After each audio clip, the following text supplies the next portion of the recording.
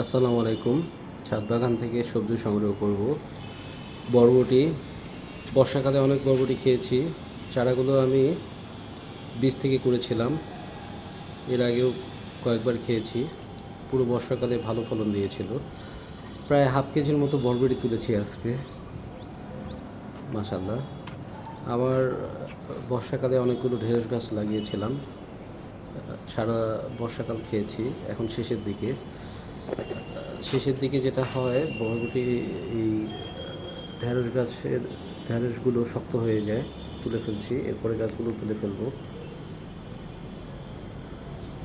শাকও ধরেছে, কলমি শাক। বর্ষাকালে অনেক কলমি শাক খেয়েছি।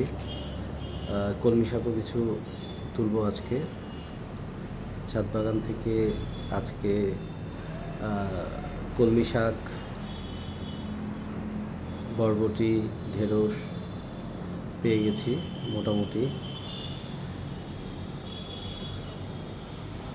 আজকে আমার ছাদ বাগানের সংগ্রহ, মাশাআল্লাহ। ভালো ভালো লাগে।